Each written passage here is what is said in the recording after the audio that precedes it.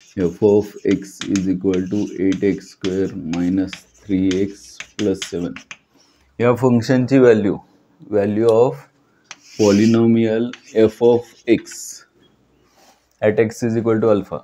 या फंक्शनची व्हॅल्यू आपण एक्सच्या -1 आणि 2 दोन्ही व्हॅल्यूला चेक करूया. म्हणजे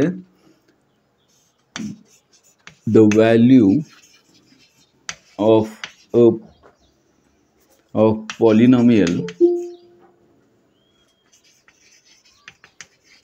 f of x at x is equal to -1 is f of -1. आणि f of -1 कशी मिळेल? अजून एक, the value of polynomial f of x at x is equal to 2 is f of 2. आणि ही जी f of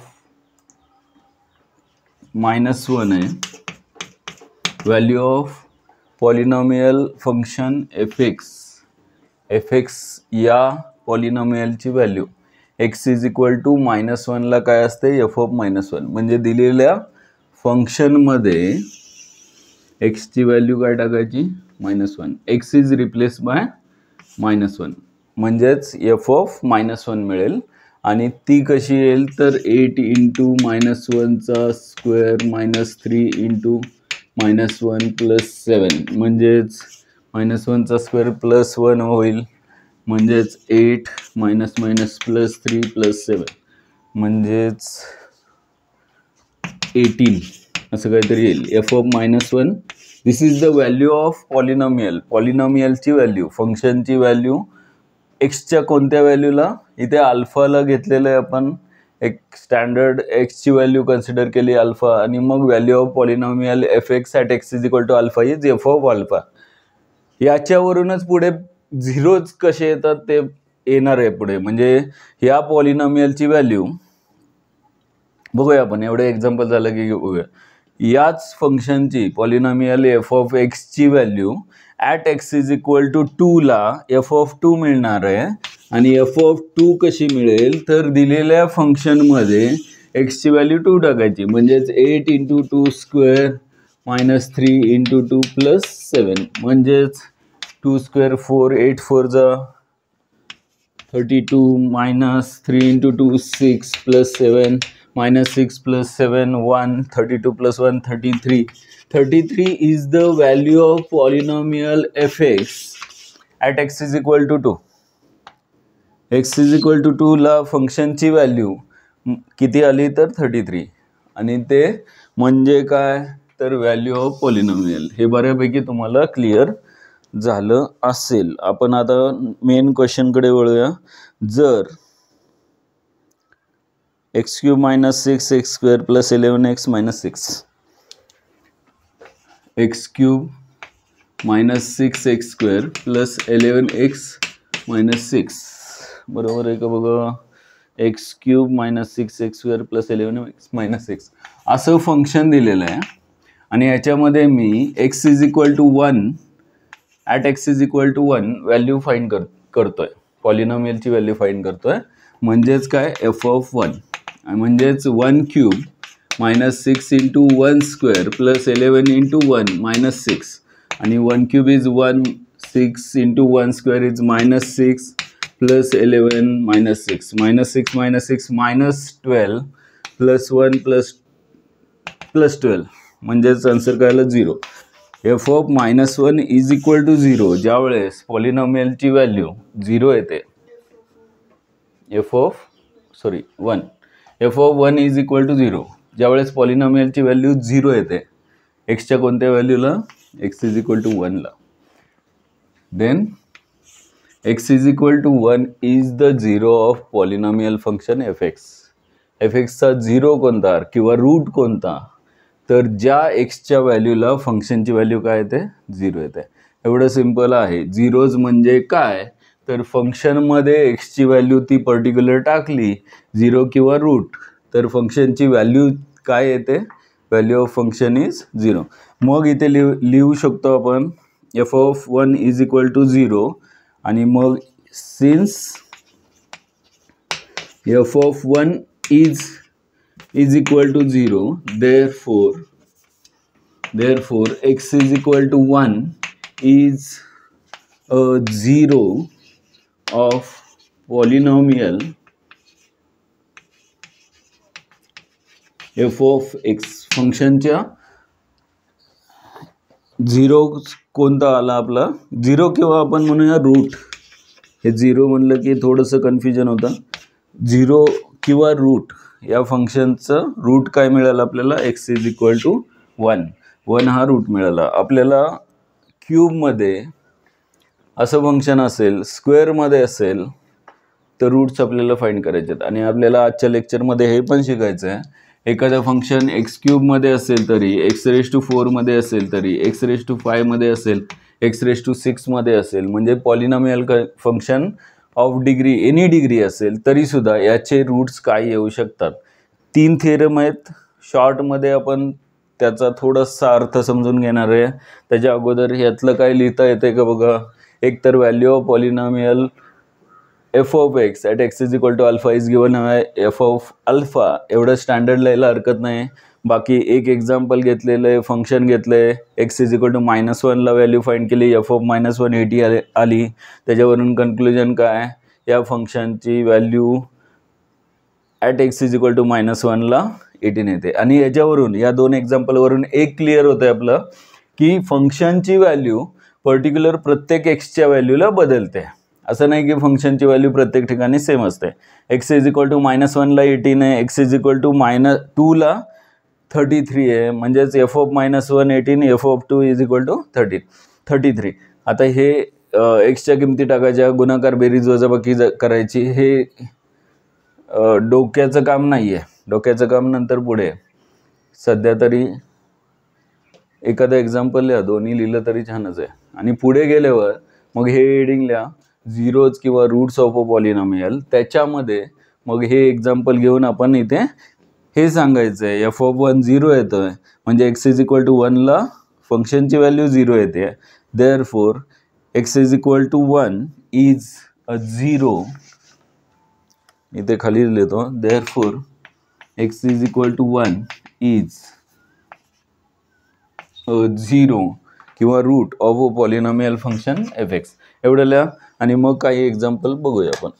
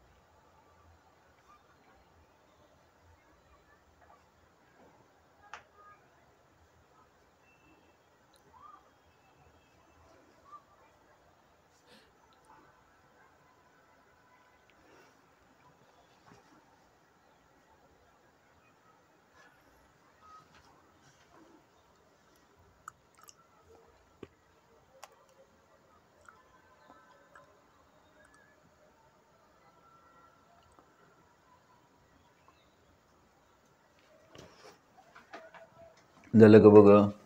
value of polynomial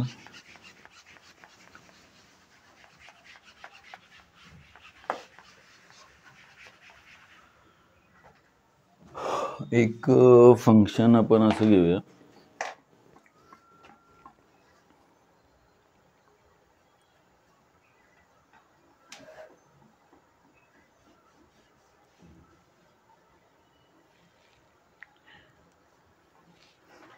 हेडिंगला zeros of root of a polynomial.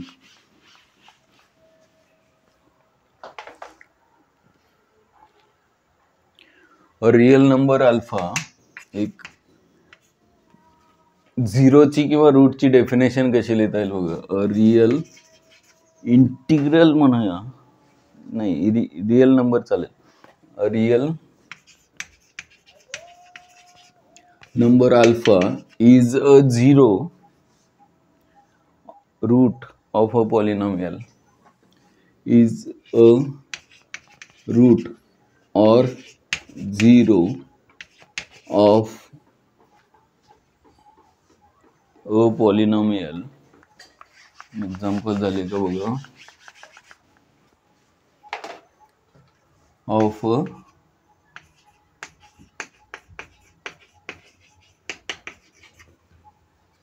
Polynomial function आपलं standard जे घ्यायचं आहे. तर आता हे भाषेची सवय लागते का बघा, किंवा समजतंय का, जे मी काल सुरुवातीला लिहिण्याचा प्रयत्न केला. an x raised to n plus an minus 1 x raised to n minus 1 plus an minus 2 x raised to n minus 2 plus आणि शेवटी a n minus 1 n minus 2 आणि a x येणार आणि लास्टची टर्म a1x प्लस a0 अशा term आहेत. आता हे जे फंक्शन आहे त्याचा रूट किंवा झिरो फाइंड करायचा आहे आणि तो काय असेल. इफ अल्फा कधी रूट असेल, इफ इथे लिहितो if F of alpha is equal to 0. आणि याच्यावरून आपल्याला 2 थेरम बघायचे, 2 नाही ॲक्च्युली 4 थेरम. रिझल्ट आहेत फक्त, प्रूफ काय बघायचं नाहीये. जर एफ ऑफ अल्फाची व्हॅल्यू 0 येत असेल, हे इथे बघितलं तेच, एफ ऑफ 1ची व्हॅल्यू 0 येते, याचा अर्थ फंक्शनमध्ये एक्सची व्हॅल्यू 1 टाकल्यानंतर आन्सर 0 येते. म्हणजे एक्स इज इक्वल टू 1 म्हणजे 0 आहे. X is equal to 1 is the root आहे. X is equal to alpha root कधी असणार आहे, अल्फा हा रूट कधी असणार आहे, ज्यावेळेस एक्सची व्हॅल्यू अल्फा फंक्शनमध्ये टाकल्यानंतर आन्सर 0 येत असेल तर. कशाचं, व्हॅल्यू ऑफ फंक्शन 0 येत असेल तर. ही भाषा थोडी समजली पाहिजे, कारण इथून पुढचे जे 4 थेरम आहेत, 4 रिझल्ट आहेत, हे या भाषेत आहेत. an म्हणजे याला म्हणतात लीडिंग कोइफिशियंट. बघा हे लक्षात राहील का, याला म्हणतात, हे सगळे कोइफिशियंट आहेत. हे an minus 1 an minus 2 an minus 3 a1 a0 हे सगळे काय आहेत. a0 कॉन्स्टंट टर्म आहे, हे थोडंसं लिहून घ्यायचं, कॉन्स्टंट टर्म. a0 म्हणजे लास्टची, म्हणजे हे एक्झाम्पल घेतलं, समजा हे एक्झाम्पल घेतला तर ही 7 म्हणजे काय, कॉन्स्टंट टर्म आहे. आणि लीडिंग कोइफिशियंट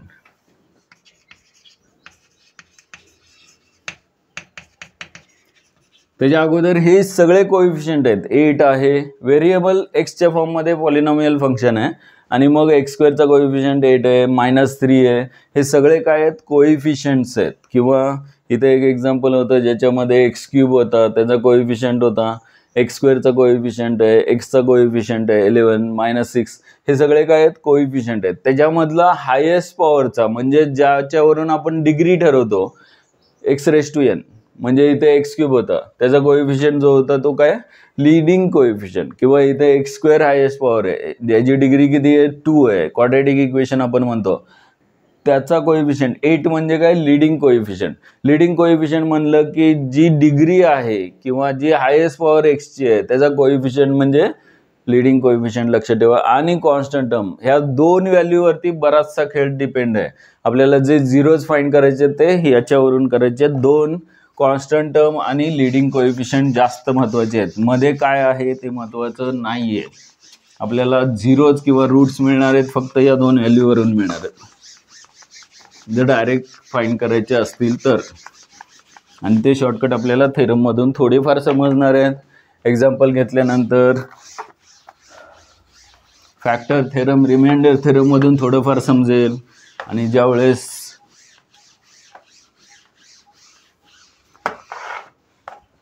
टेन्थमधला पॉलिनॉमियल चॅप्टर घेऊ त्यात थोडंफार समजेल. आणि ज्यावेळेस क्वाड्रेटिक इक्वेशन टॉपिक होईल 10वीचा, त्याच्यामध्ये अजून रूट्सचा खेळ चांगला समजेल. हे 2 गोष्टी लिहिल्या असतील तर बघा. आणि मग आपण थेरम 1 काय आहे ते बघूया. इंटिग्रल नंबर माहिती आहे तुम्हाला?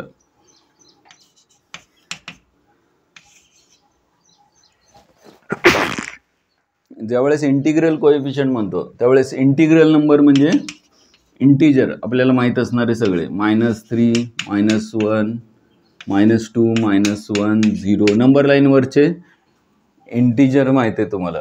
1, 2, 3 हे सगळे इंटिजर आहेत. आणि मग हे का मध्येच सांगितलं मी तर थेरम 1 म्हणजे रिझल्ट आहेत 4 ते लक्ष ठेवायचे, ज्याच्यावरून आपल्याला रूट्स फाइंड करायला मदत होते, म्हणजे झिरोज समजून घ्यायला मदत होते. बघा थेरम 1 काय आहे, तो आहे तसं लिहायला हरकत नाही, खरं मी लिहितो इंटिग्रल. यालाच थेरम 1ला दुसरं नाव आहे इंटिग्रल रूट थेरम. लिहून घ्या हे सगळं, इंटिग्रल रूट. हे थोडा वेळ जाईल आपला, पण व्यवस्थित एका ठिकाणी लिहिलेलं असू दे. 4ही थेरम 4ही रिझल्ट लक्षात राहतीलच असं नाही, पण एकदा त्याच्यामधून जाऊया आपण, नंतर मग एक्झाम्पल एक एक घेतलं की अजून थोडंसं क्लिअरिटी येत जाईल आपल्याला. इंटिग्रल रूट थेरममध्ये if F of x is a polynomial, हे अगोदर लिहितो इथे मी आणि नंतर मग हे समजून घेऊया नक्की काय लिहिलंय. If f of x is a polynomial with integral coefficients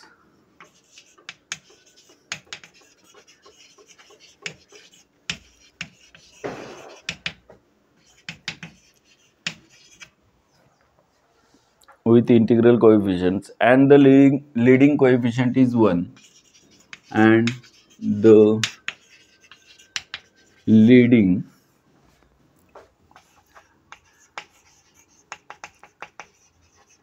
coefficient is 1, then any integer root of fx, then any integer root of f of x is a factor of the constant term, is a factor of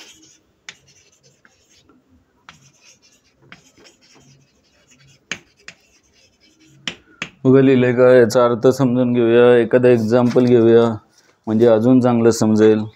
एक example घेऊ. Function F of x is equal to x³ + 2x² - 11x - 12, x³ + 2x² - 11x - 12.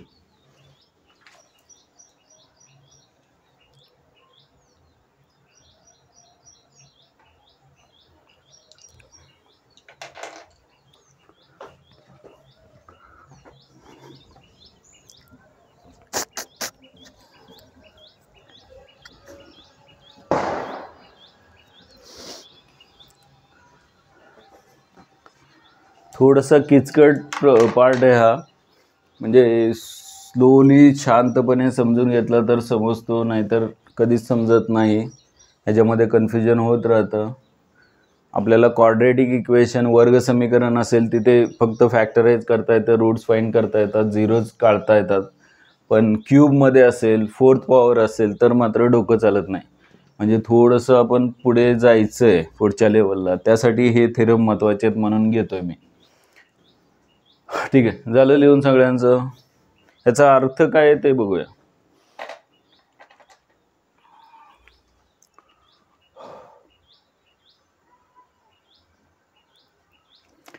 बघा, integral route theorem का म्हणलेलं आहे, याचे जे roots मिळणार आहेत, याच्या ज्या एक्सच्या व्हॅल्यू मिळणार आहेत, ज्या ठिकाणी F of alpha is equal to 0 येणार आहे, म्हणजे एक्सची व्हॅल्यू याच्यामध्ये टाकल्यानंतर आन्सर 0 येणार आहे.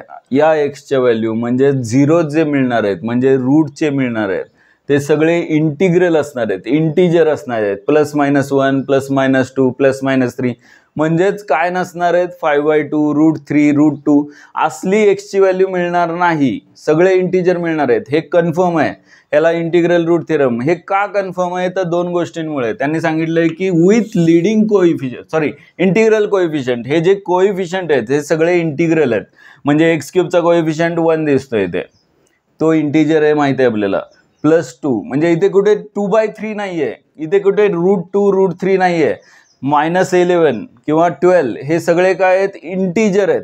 फंक्शन बघितल्यावर, पॉलिनॉमियल हे दिलेलं फंक्शन बघितल्यानंतर कळतंय की सगळे कोइफिशियंट इंटिजर आहेत. And the leading coefficient is 1. म्हणजे जी हायेस्ट पॉवर आहे पॉलिनॉमियल फंक्शनमध्ये, जी डिग्री 3 आहे, त्याचा कोइफिशियंट किती आहे, काय म्हणजे इथे दोन गोष्टीवरून क्लिअर होत आहे. हे सगळे इंटिग्रल कोइफिशियंट आहेत. 3/2 2/3 आपल्याला माहित आहे. फंक्शन असं पण पॉलिनॉमियल फंक्शन येतं, 3/2 x³ + 7/5 x² + 9x - 3. हे पण पॉलिनॉमियल फंक्शन आहे, पण याच्यामध्ये हे जे कोइफिशियंट आहेत, 3/2 असेल, 7/5 असेल, हे काय आहे, नाही आहेत, तर इंटिजर नाही आहेत, ते फ्रॅक्शनमध्ये आहेत, इंटिग्रल नाही आहेत. म्हणजे याचे रूट्स इंटिग्रल येतीलच असं नाही. मग इंटिग्रल रूट किंवा एक्सच्या ज्या व्हॅल्यू मिळणार आहेत फंक्शन अल्फा घेऊन, त्या एक्सच्या व्हॅल्यू इंटिजर कधी मिळणार तर दोन गोष्टींवरून. यांचे कोइफिशियंट सगळ्यांचे इंटिजर आहेत, आणि दुसरी गोष्ट लीडिंग कोइफिशियंट जो आहे तो काय आहे, 1 आहे. आणि हे समजल्यानंतर याचे रूट्स काय असतात तर त्यांनी डायरेक्ट रिझल्ट दिला आहे. Then any integer root of f(x) is a factor of constant term. Constant term कोणती आहे याच्यामध्ये, 2 3 4. कॉन्स्टंट टर्म कोणती आहे, 12 आहे. आणि 12चे फॅक्टर कोणते असतात सांगा. 12चा फॅक्टर 1 असतो का, +-1 असतो. 12चा फॅक्टर +2 -2 असतो का, +-2 पण असतो. 12चा फॅक्टर काय असतो, +-3 पण असतो, +-4 पण असतो, +-6 पण असतो, आणि +-12 पण. कुठला राहिला का 12चा फॅक्टर,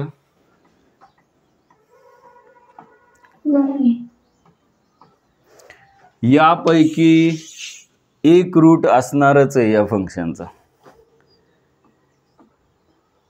कळलं का. कुणाचे फॅक्टर पाहिले, कॉन्स्टंट टर्मचे. मग यातला कोणता रूट असेल ते चेक. उगाच आपल्या मनाने +1 घेतला, +2 घेतला, +4 5 6 7 8 सगळ्या किमती टाकत बसलं कशाला. तसं नाही करायचं. तर आपल्याला कन्फर्म माहित आहे की यापैकी एक असणार आहे. मग +1 +2 नसेल तर +3 +4 +5 चेक करायची गरज नाही. 6 घेतला, 7 8 9 11 चेक करायची गरज नाही, 10 चेक करायची गरज नाही, यातलेच चेक करायचं. आपण यातलं एक एक्झाम्पल घेऊया. +1 घेऊया, -1 घेऊया. +1 असेल तर येते का 0. f(1) घेऊया. 1चा क्यूब +2 × 1² -11 × 1 आणि -12 इज इक्वल टू 1 + 2 -11 -12. 1 + 2 किती, 3. 3 मायनस नाही येत ना, 0 नाही येत आहे.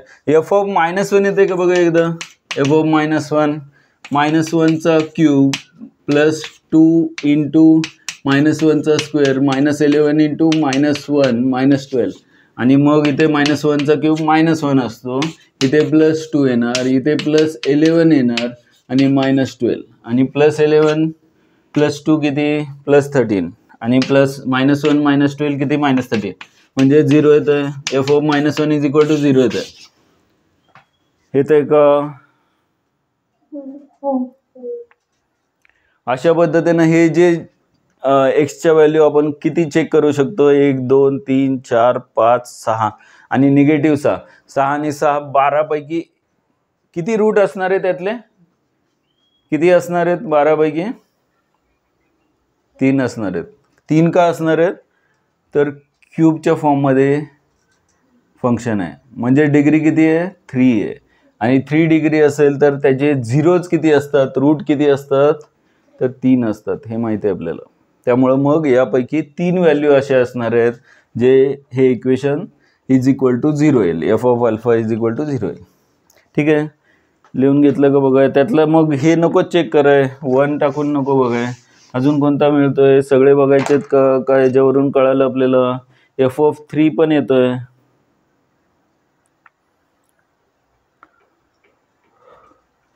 चालेल. Therefore F of -1 is equal to 0, therefore f of -1 is equal to 0, therefore -1 is a 0 of polynomial f of x. हे कन्क्लुजन लिहा इथून. आणि झिरोज आर थेरम मध्ये काय लिहिणार इथे,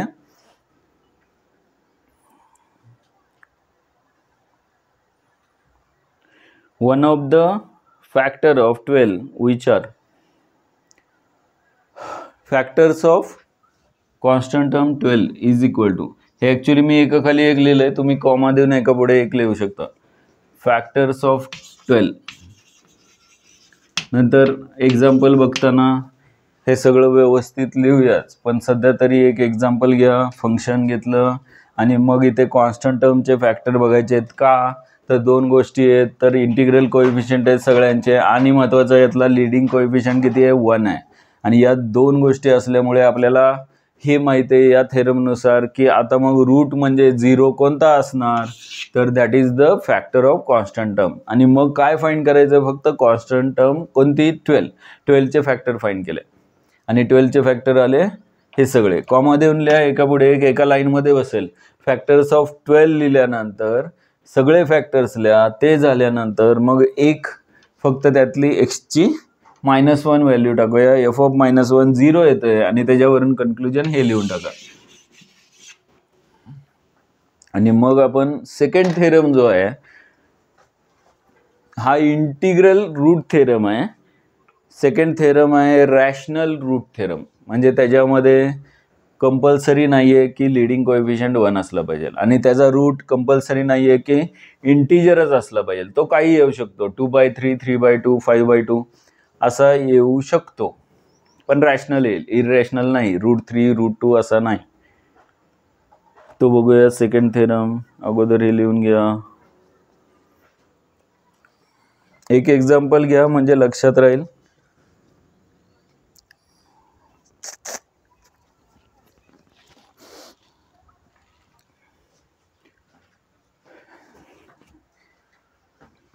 ह्याचा उपयोग एक्झाम्पल सॉल्व करण्यासाठी होणार आहे भरपूर आपल्याला.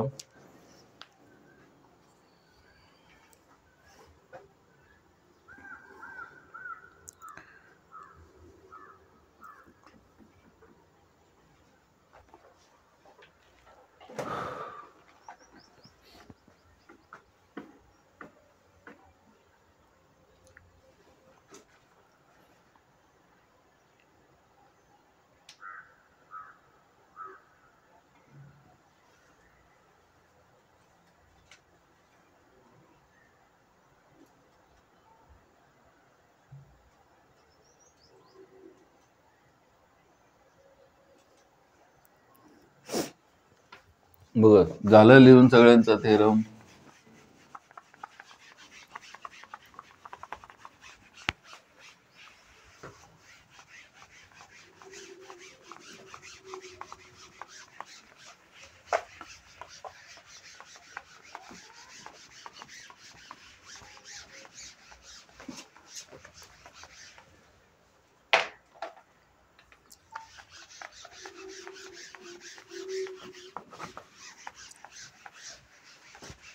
थेरम 2 लिहा, rational root theorem.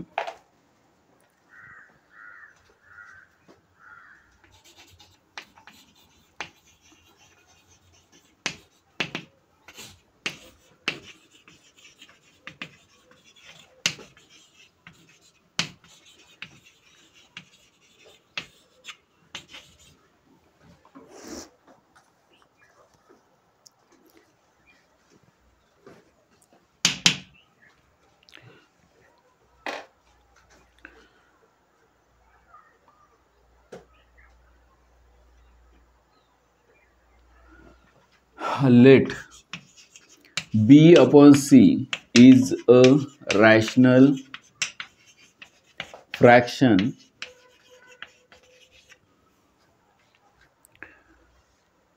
in lowest form.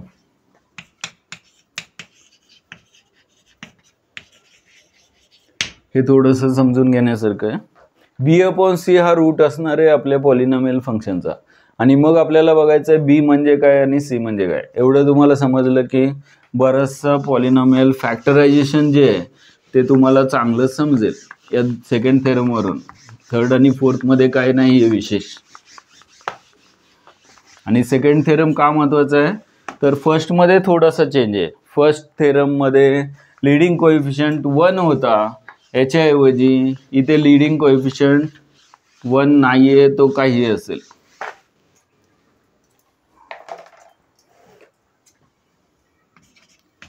Lowest form. ठीक आहे. पुढे if b by c is a root of the polynomial. इथे लिहितो if b upon c is a root, लिहून घ्या लगेच, of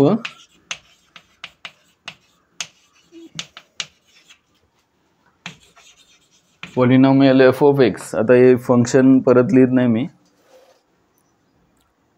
with integral coefficients, with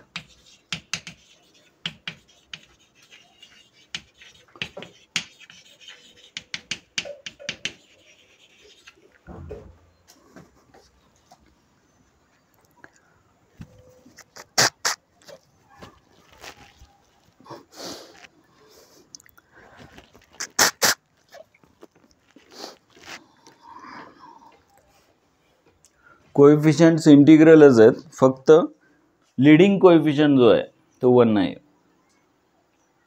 with integral coefficients, then b is the factor of constant term a0 and c is the factor of leading coefficient an.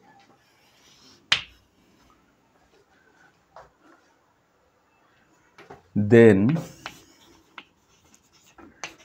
b is a factor of constant term and c is a factor of leading coefficient. constant term कोणती a0 and c is a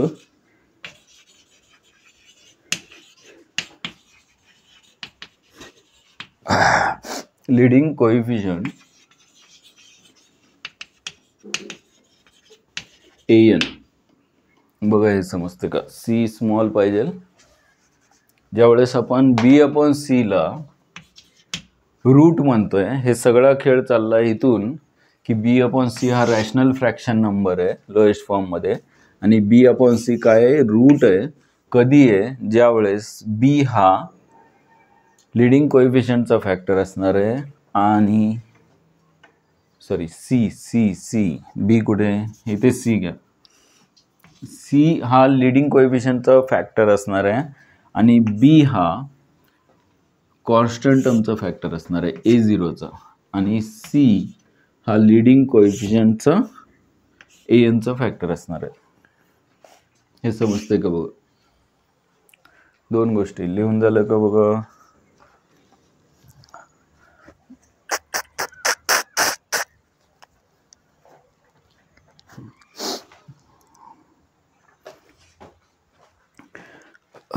हे example वरून समजून घेऊया.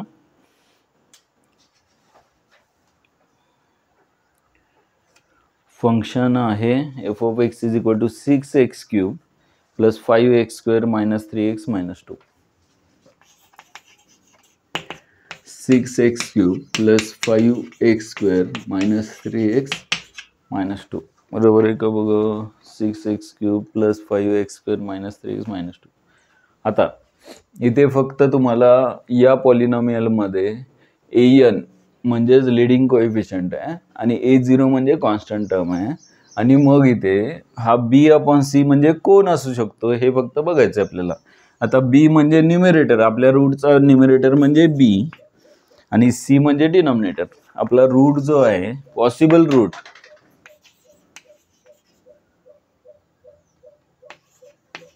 Roots किंवा zero जार बी upon C असणार आहे.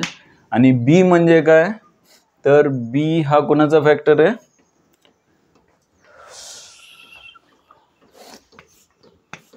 बी हा constant टर्मचा factor आहे A0चा.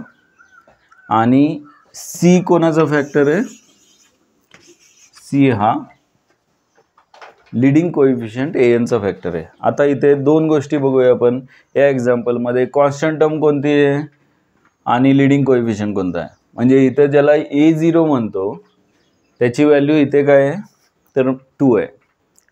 A0 जो आहे तो -2 आहे आणि A0 चा फॅक्टर म्हणजे B. मग आता इथे B ची व्हॅल्यू काय काय असू शकते, कोणाचे फॅक्टर, तर कॉन्स्टंट टर्मचे फॅक्टर. या एक्झाम्पलमध्ये कॉन्स्टंट टर्म कोण आहे, 2 आहे. 2 चे फॅक्टर सांगा काय काय येतात, +-1 आणि +-2. म्हणजे B अपॉन सी मध्ये B चे व्हॅल्यू काय आल्या, +-1 +-2. या 4 व्हॅल्यू असू शकतात. आणि हा C जो आहे, C च्या पण व्हॅल्यू घेऊया. B अपॉन सी जो रूट ज्याला 0 म्हणतो त्याच्यामधले C म्हणजे C is the factor of leading coefficient. इथे लीडिंग कोएफिशियंट कोण आहे, 6 आहे. मग 6 चे फॅक्टर काय येणार सांगा, +-1 येईल, +-2 पण येईल, +-3 पण येईल आणि +-6 पण येईल. एवढे माहित आहेत. आता सांगा आपले रूट काय काय येऊ शकतात. B अपॉन सी म्हणजे रूट आहे. पहिल्यांदा काय करूया, B ची व्हॅल्यू +-1 घेऊया. म्हणजेच बघा +-1 हे दिसतोय नाही दिसत, आपण व्हाईट मध्ये लिहूया. B ची व्हॅल्यू +-1 घेतल्यावर +-1 डिवाइड बाय C च्या व्हॅल्यू या सगळ्या घेऊया. म्हणजेच काय, +-1/1 बरोबर आहे. दुसरा +-1/2. तिसरी +-3 सॉरी काय झालं, +-1 लाच डिवाइड करायचं ना. तिसरी व्हॅल्यू काय येणार, +-1 ला कशाने डिवाइड करायचं आहे, 3 ने. आणि चौथी व्हॅल्यू काय, +-1 किती, 6. म्हणजे B ची व्हॅल्यू +-1 घेतली आणि C ची व्हॅल्यू वेगवेगळ्या घेतल्या. पहिल्यांदा 1 घेतली, नंतर 2 घेतली आणि मग 1, 2, 3 आणि 6 याला +- का साईन देत नाहीये, तर वरती +- घेतलं तर खाली घ्यायची गरज नाही. ++ कॅन्सल होणार, -- कॅन्सल होणार, शेवटी तेवढेच फॅक्टर मिळणार आहे जेवढे मिळायला पाहिजेत तेवढे. आणि आता दुसरी B अपॉन सी ची व्हॅल्यू, B काय घेऊया, +-2 घेऊन बघूया. संग पहिला फॅक्टर काय येणार, B +-2/1 +-2 दुसरा 2 आणि +-2/3 आणि +-2/6. हे बघितल्यावर तुमच्या हे लक्षात येते का कोणते फॅक्टर रिपीट झाले, डबल झाले. +-2 होता का इकडे, नव्हता. ठीक आहे, हे सगळे आहेत असं कन्सिडर करूया आपण, घेतलेले आहेत. मग +-2 इथे नव्हता, +-2/2 2 कॅन्सल झाल्यावर हाच येणार आहे +-1. म्हणजे हा घ्यायची गरज आहे का, ठीक आहे. हे एवढे सगळे होत नाहीयेत, रिपीट होतात, म्हणून मी सांगतोय हा +-2/3 इकडे नव्हता त्यामुळे तो घ्यायची गरज आहे, चालेल. +-2/6 डिवाइड केल्यानंतर +-1/3 येणार आहे, 2/6 म्हणजे हा घ्यायची गरज नाहीये. म्हणजे एवढे पॉसिबल फॅक्टर्स मिळाले. कोणकोणते, +-1. अगदी सोप्या साध्या सिंपल भाषेत लिहायचं झालं तर +-1 +-2 हे पहिल्यांदा लिहितो मी, +-1 +-2, त्यानंतर +-1/2 +-1/3 आणि शेवटी +-2/3 आणि +-1/6, +-2/3 आणि +-1/6. हे दिलेल्या पॉलिनॉमियलचे पॉसिबल रूट्स आहेत. असेच असतील असं सांगू शकत नाही आपण, पण असू शकतात. लिहून घेताय का या व्हॅल्यूज बी अपॉन सी चे जे येणार आहेत त्या. इथे रूट्स म्हणण्यापेक्षा पॉसिबल रूट्स असेल शब्द वापरा. Possible rational roots R.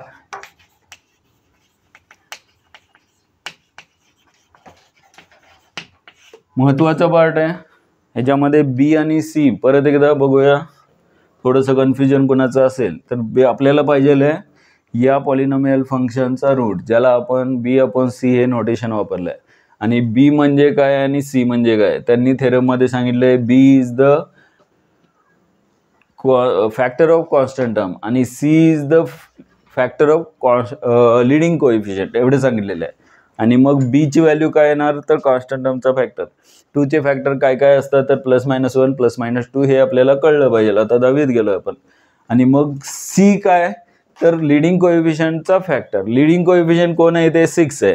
6 चे फॅक्टर काय येतात हे सगळे येतात. मग बी ला सी ने डिवाइड करायचं आहे म्हणून आपण बी ची व्हॅल्यू एकदा फिक्स घेऊया, +-1 घेऊन मग प्रत्येकाने डिवाइड करून हे 4 मिळाले. 4 नाहीत 8 आहेत ऍक्च्युली. यांचे अरेंजमेंट केलं तर वेगवेगळे भरपूर होतील. +-2 घेऊन प्रत्येकाने डिवाइड केलं तर हे असे फॅक्टर येतात जे 2/2 म्हणजे 1 आणि 2/6 म्हणजे 1/3 परत रिपीट होत आहेत, म्हणून हे कन्सिडर करायचे नाहीत, घ्यायचे नाहीत. हे नाही लिहिले तर चालते. आणि मग पॉसिबल फॅक्टर्स कोणते तर ते इथे लिहिले तुम्ही शेवटी. हे असेच लिहिले तरी चालतील किंवा असे लिहिले तरी चालतील, तुम्हाला आवडेल तसं. हेच मी इथे थोडंसं समजेल असं लिहिलंय. तेच रूट्स आहेत.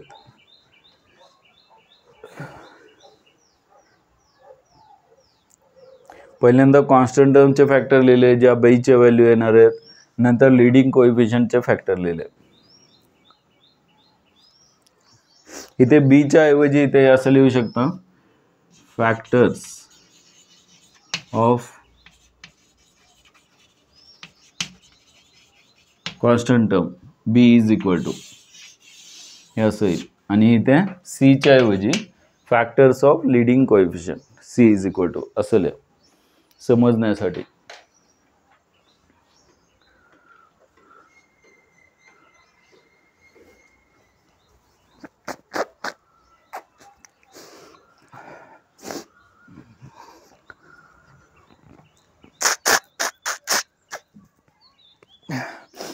ॲक्च्युली हे एवढे सगळे प्लस मायनसनी मिळाले असले तरी आपल्याला माहिती आहे क्युबिक इक्वेशन आहे, डिग्री 3 आहे, म्हणजे याचे रूट्स 3च असणार आहेत. म्हणजे तुम्ही +1 टाकून बघायचं आन्सर 0 येते का, -1 टाकून बघायचं, हे ट्राय करावं लागेल, त्याला पर्याय नाही, ते आपोआप नाही कळणार. +2 -2 पण या व्हॅल्यू अगोदर समजणं हीच खूप मोठी गोष्ट आहे की आपल्याला. नाहीतर मग 1 2 3 4 काही जण खेळत बसतात, ते तसलं नाही करायचं आहे. आपल्याला आधीच माहीत असलं पाहिजे की यापैकीच काहीतरी असणार आहे. मग एकदा प्लस एकदा मायनस घेऊन ट्राय केलं की आपल्याला लगेच त्याचे रूट्स मिळतात, ज्यामुळे फंक्शनची व्हॅल्यू काय येणार आहे 0 येणार आहे.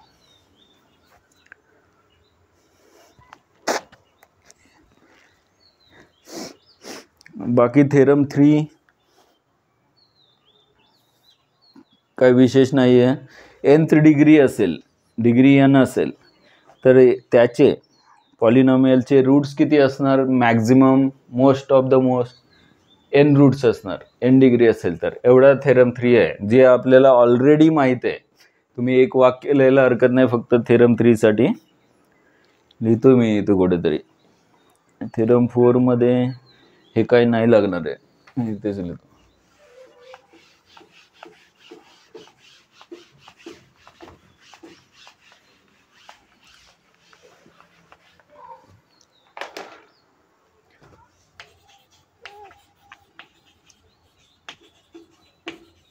थेरम 3 मध्ये एक सेंटेन्स फक्त लिहा, स्टेटमेंट लिहा. N nth degree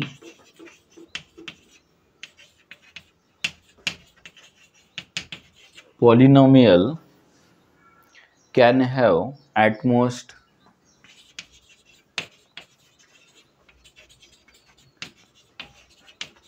n real roots. Third degree polynomial आहे ते, तर किती रिअल रूट्स असणार आहेत? 3 असणार आहेत हे माहिती आहे आपल्याला. तसंच बाय क्वाड्रॅटिक म्हणजे 4 डिग्री असणारं पॉलिनॉमियल असेल तर त्याचे रूट्स किती असतात? 4 असतात. म्हणजे nth डिग्री असणारं पॉलिनॉमियल असेल तर त्याचे रूट्स किती असणार आहेत? तर मॅक्झिमम n रूट्स असणार आहेत. मग कमीत कमी किती पण असू शकतात. हे झालं थेरम 3 जो समजू शकतो आपण. थेरम 2 समजला का बघा? महत्त्वाचा होता थेरम 1 आणि 2 जास्त महत्त्वाचा होता. थेरम 3 महत्त्वाचा नसला तरी तो लगेच समजणार आहे. आणि थेरम 4 खूप महत्त्वाचा नाही आहे तरी तो समजणार आहे, कारण ते आपल्याला लगेच कळतं. काय तर फाइंड अ लिनियर पॉलिनॉमियल असेल, finding a zero or root of a polynomial fx.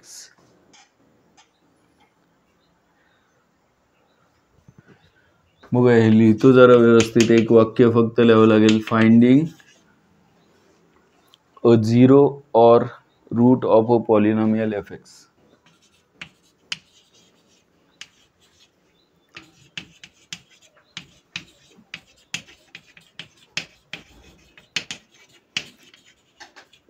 fx means solving the polynomial equation fx is equal to 0. Means solving the polynomial equation f of x is equal to 0. एवढंच आहे. Example लगेच घेऊया.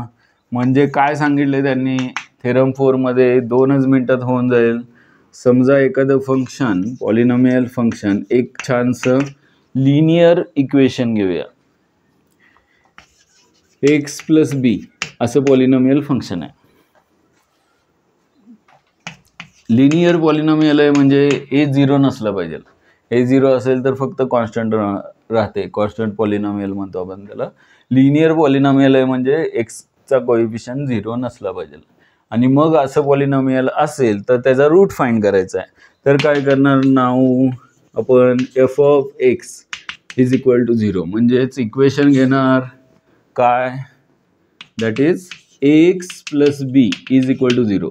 आणि x plus b is equal to 0 म्हणजेच x is equal to काय येणार? X is equal to minus b आणि x is equal to minus b upon a. त्याला रूट मिळाला तुम्हाला. लिनियर पॉलिनॉमियल असेल तर आपल्याला माहिती आहे एकच रूट असतो. एक्झाम्पल घेऊया. समजा फंक्शन दिलेलं आहे 2x प्लस 3 हे फंक्शन आहे. सांगा रूट काय येणार त्याचं? कसं फाइंड करणार? तर f of x is equal to 0 घेऊन 2x plus 3 is equal to 0 घेऊन म्हणजेच 2x is equal to minus 3 म्हणजे x is equal to minus 3/2. हे डायरेक्ट उत्तर आपल्याला मिळतंय. थोडक्यात मग शॉर्टकट मेथड म्हणजे हे असला सगळा खेळ करता येतो आपल्याला. पण जर लिनियर किंवा क्वाड्रॅटिक पॉलिनॉमियल असेल तर मग हे शोधत बसायची गरज नाही रूट्स कोणते आहेत. का तर दिलेलं फंक्शन डायरेक्ट इक्वल टू 0 घ्यायचं आणि मग ते सिम्प्लिफाय करायचं. सॉल्व्ह करून आपल्याला जे मिळेल, जसं 2x प्लस 3 आहे इक्वल टू 0 घेतल्यानंतर एक्सची व्हॅल्यू जी मिळेल ते काय? Linear polynomial. एवढंच त्यांनी याच्यामध्ये सांगितलंय. म्हणजे जे माहीत होतं तेच या दोन गोष्टी आहेत की n डिग्रीमध्ये पॉलिनॉमियल असेल तर n रूट्स असतात मॅक्झिमम, आणि 0 किंवा root of a polynomial fx find करायचं असेल तर दुसरी शॉर्टकट मेथड, शॉर्टकट नाही आहे ॲक्च्युली. हे लिनियर किंवा क्वाड्रॅटिक असेल तर सोपं जातं. क्युबिक असेल तर आपल्याला इक्वल टू 0 घेऊन सॉल्व्ह करणं खूप अवघड जातं. त्याला वेगळे थेरम आहेत. फॅक्टर थेरम आहे, रिमाइंडर थेरम आहे. त्यांनी आपल्याला हे सॉल्व्ह करायचं आहे, इक्वल टू 0 घेऊन बघायचं आहे. मग हे थेरम 4 मध्ये सांगितलंय एखाद्या पॉलिनॉमियल फंक्शनचा 0 किंवा रूट फाइंड करायचा असेल तर दिलेलं इक्वेशन 0 घ्यायचं, फंक्शन 0 घ्यायचं म्हणजेच पॉलिनॉमियल इक्वेशन फॉर्म करायचं. आणि मग एक्सच्या ज्या व्हॅल्यू मिळतील ते काय असणार आहे? रूट असणार आहे. लिहिलं का बघा सगळ्यांनी?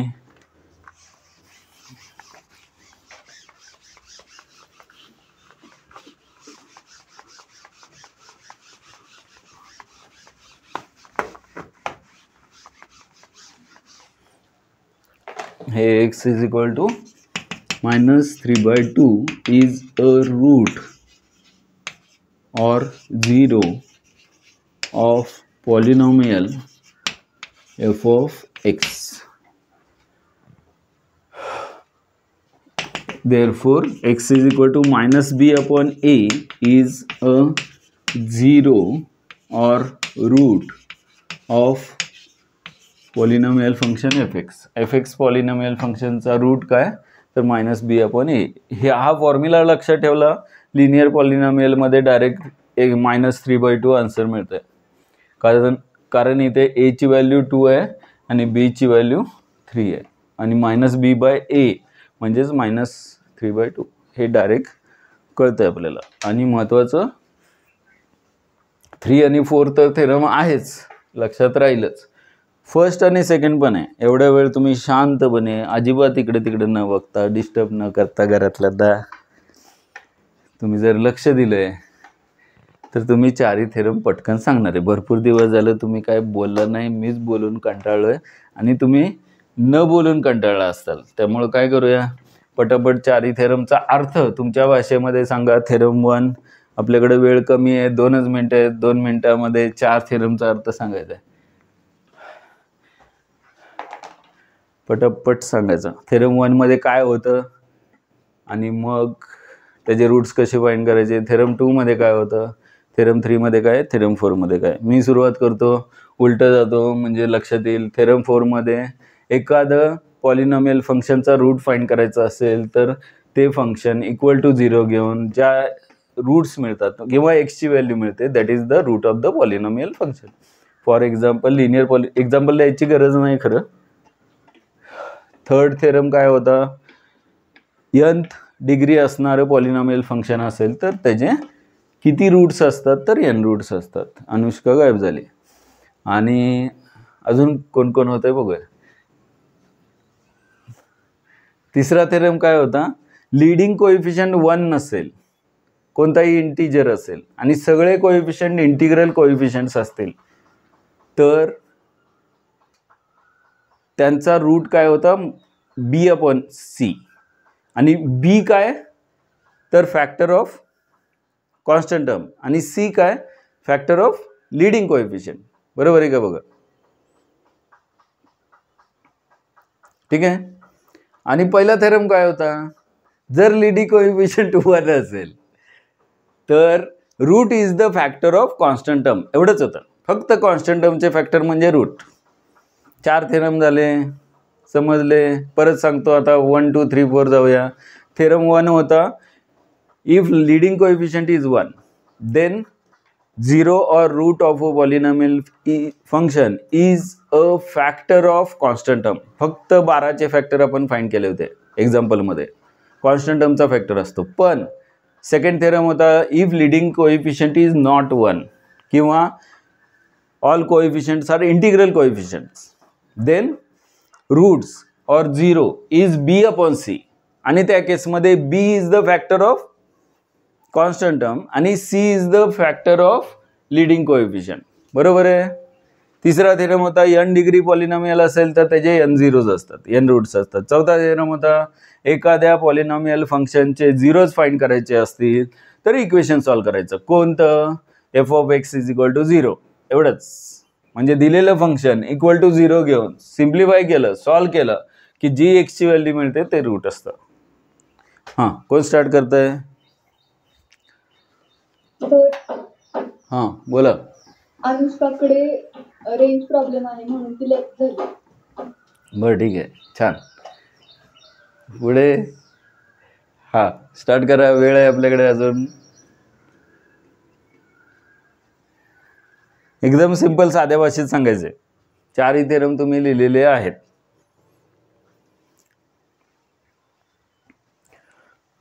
करा सुरुवात कोणीही.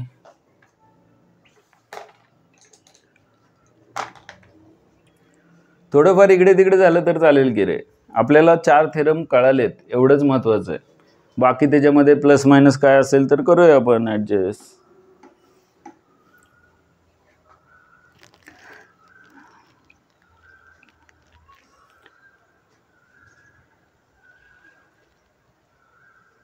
हां पटकन सांगता सांगता 4 पैकी 2 बरोबर आले तरी चालतील. सुरुवात तर करा.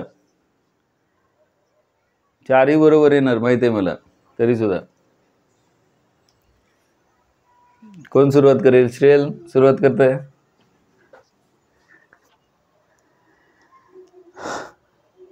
थेरम 1.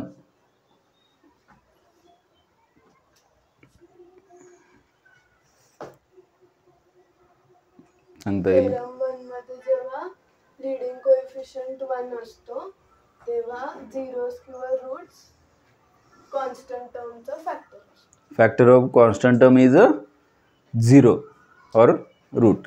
किती? कधी? त्यावेळेस लिडिंग कोएफिशियंट 1, पण त्यावेळेस बाकीचे कोएफिशियंट इंटिग्रल असले पाहिजेत ना, ते पण आहेच. इंटिग्रल कोएफिशियंट असले पाहिजे. ठीक आहे, पुढे सेकंड थेरम मध्ये काय होतं? हां कोण सांगेल? थेरम सेकंड सांगा पटकन.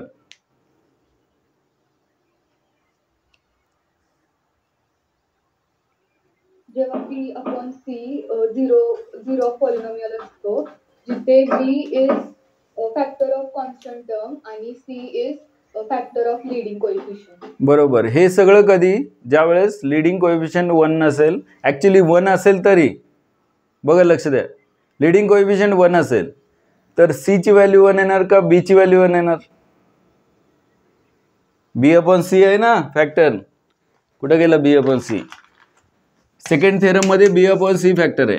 बी हा कोणाचा कोएफिशियंट आहे? कोणाचा फॅक्टर आहे? बी कॉन्स्टंट टर्म. आणि सी कोणाचा फॅक्टर आहे? Leading coefficient. आणि लीडिंग कोएफिशियंटच 1 आहे, याचा अर्थ सी ची व्हॅल्यू 1च येणार. हो, कळते? म्हणजेच पहिला थेरम बी म्हणजे कोणाचा फॅक्टर? कॉन्स्टंट टर्मचा. थेरम 1 मध्ये तेच म्हणतोय ना आपण, लीडिंग कोएफिशियंट 1 आहे म्हणजे सी 1 आहे, म्हणजे रूट किंवा 0 काय येणार? बी येणार. म्हणजेच कोणाचे फॅक्टर येणार? कॉन्स्टंट टर्मचे फॅक्टर येणार. बरोबर आहे. थेरम 2 म्हणजेच 1 आहे, फरक नाहीये, फक्त वेगळं लिहिलंय. कळलं? पुढे ठीक आहे. पहिल्यापासून 4ही कोण सांगताय? हा येईल सांगता. स्टार्ट करा. आदिती.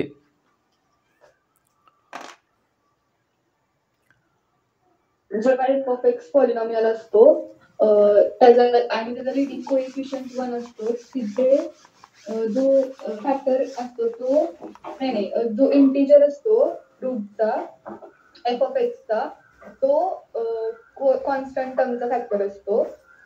सेकंड थिअरम मध्ये जेव्हा बी अपॉन सी रूट असतं पॉलिनॉमियलचं, तिथे बी फॅक्टर असतो कॉन्स्टंट टर्मचा आणि सी लीडिंग कोएफिशियंटचा फॅक्टर असतो.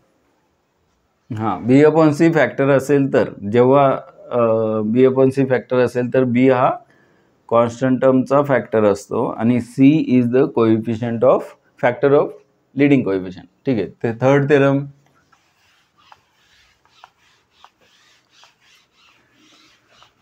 अरे थर्ड डिग्री पॉलिनॉमियल असेल तर त्याचे रूट्स किंवा झिरोज 3 असतात. nth डिग्री पॉलिनॉमियल असेल तर झिरोज n असणार. बरोबर. क्वाड्रेटिक इक्वेशन आहे. समजा पॉलिनॉमियल सेकंड डिग्रीचं आहे तर किती झिरोज मिळतात? तर 2 मिळतात. तसं n डिग्री पॉलिनॉमियल असेल तर n झिरोज असतात. थर्ड थेरम कळलं का? फोर्थ सांगा. फोर्थ जरा विचित्र आहे पण सांगता येईल. हेच आहे.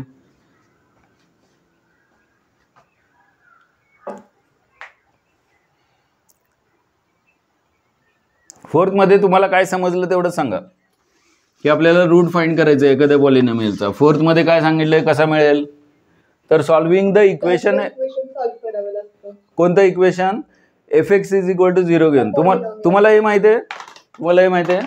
F of x is equal to 3x² plus 5x plus 7 हे पॉलिनॉमियल फंक्शन आहे, पण हे इक्वेशन नाही आहे. इक्वेशन कधी येतं? इक्वल टू 0 घेऊन. त्याला म्हणतात इक्वेशन. म्हणून त्यांनी सांगितलंय f of x is equal to 0 घेऊन जे इक्वेशन येतं ते सॉल्व्ह केलं की त्याचे रूट्स मिळतात. एक्सच्या व्हॅल्यू मिळतात ते म्हणजे झिरोज. आपल्याला हे सगळं शोधायचं आहे, काय झिरोज शोधायचे आहेत. हां, पुढे कोण सांगेल?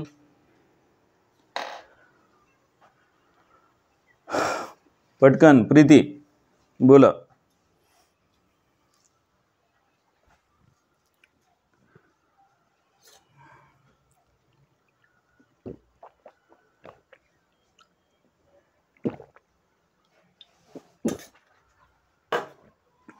जेव्हा पॉलिनॉमियल मध्ये लिडिंग कोएफिशियंट 1 असतो तेव्हा त्याचे जे त्या पॉलिनॉमियलचे पॉसिबल रूट्स असतात हे त्याचे कॉन्स्टंट टर्मचे फॅक्टर्स. बरोबर. Second theorem.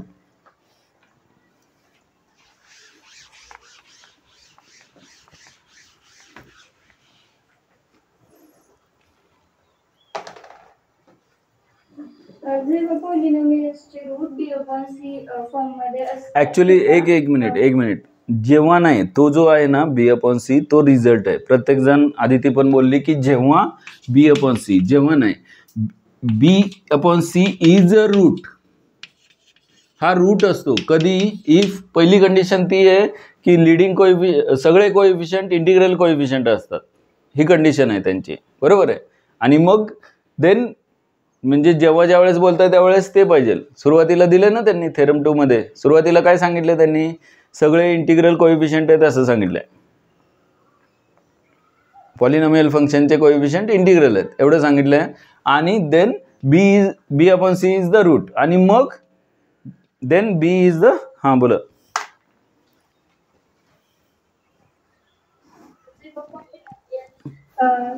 Polynomial integral coefficient असतो तेव्हा त्याचे जे पॉसिबल रूट्स असतात ते b/c असतात. त्यामध्ये b असतो तो फॅक्टर्स ऑफ कॉन्स्टंट टर्म असतं आणि c असतो तो फॅक्टर्स ऑफ लिडिंग कोएफिशियंट. बरोबर. Third theorem.